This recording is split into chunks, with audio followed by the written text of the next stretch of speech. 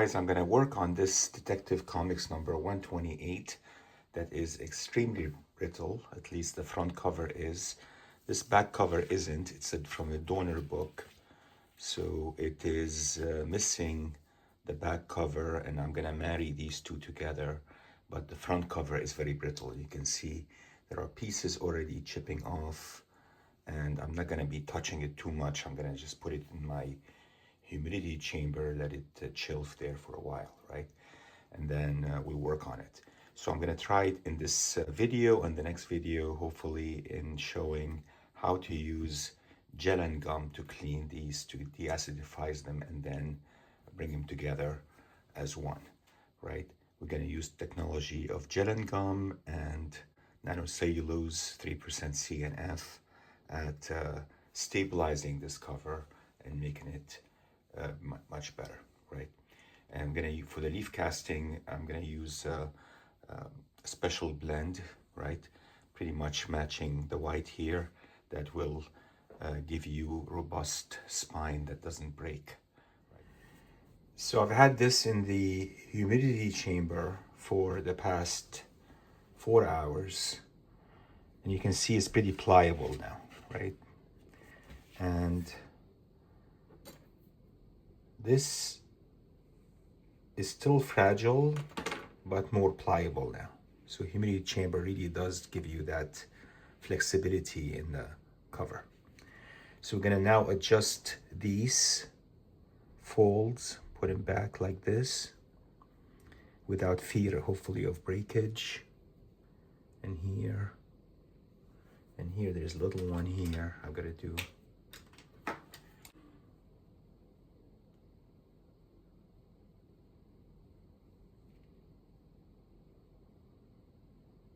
There we go.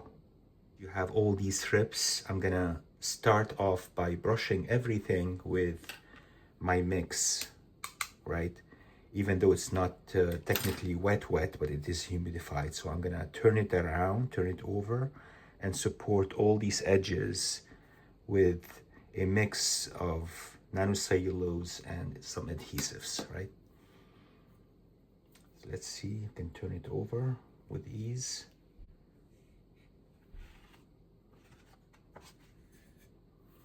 This is folded over, so we're gonna fold it over this way. This is aligned nice. All of these areas we're gonna get brushed now with nanocellulose. So if they leave a tight line, not a big deal, because we're still gonna do the conservation on this, right? So just a thin film I'm gonna put along this edge here.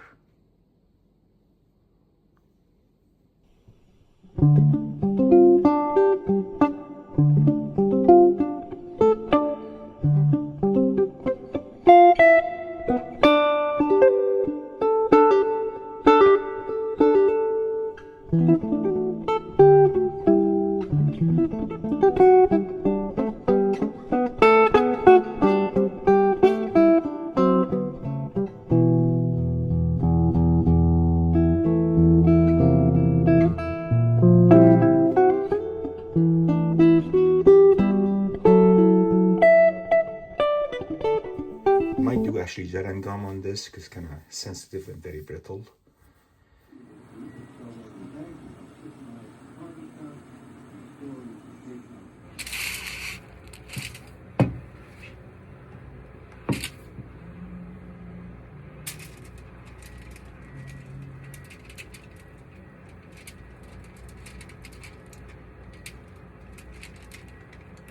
So we'll do two separate gel and gums, one for the back cover, one for the front cover. This one now I'm going to transfer over carefully to put it in the press so everything seals nice, right? And I'll be right back with you guys. All right, so I managed to transfer it over without any issues, and I'm gonna now just simply put it on a blotter, which I did, and then cover it and stick it in the press. So I'm gonna dip a cotton swab in water and blot a tiny edge of the color on the cover and see if it lifts. Yellow is always interesting, right? So we'll do it here on the top.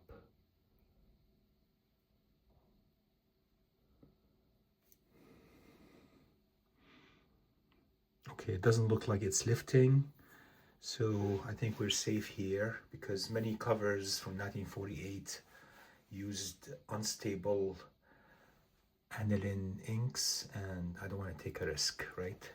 So this one seems to be okay. I think we can safely go ahead with the deacidification on gel and gum. Okay, so what I'm going to do is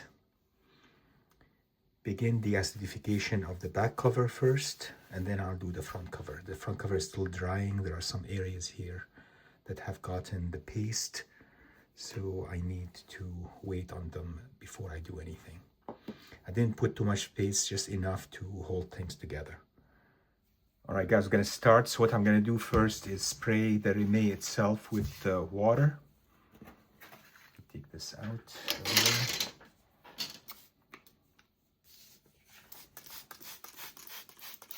This is fresh Remay that I cut up for the back cover. I'm going to put it this way now, right? Spray this side. This is the verso side, so we're going to lay it with the verso side down on the gel and gum.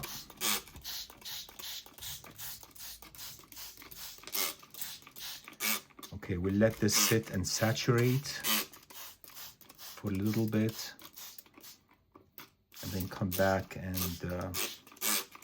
flatten it and place it on the gel and gum. All right, I will flatten it now and remove much of this muck with paper towel, and then I'll place it on top of the gel and gum. My gel and gum contains betaine and calcium hydroxide at 25% concentration, and that's pretty much it. So now we're going to just dry it quickly.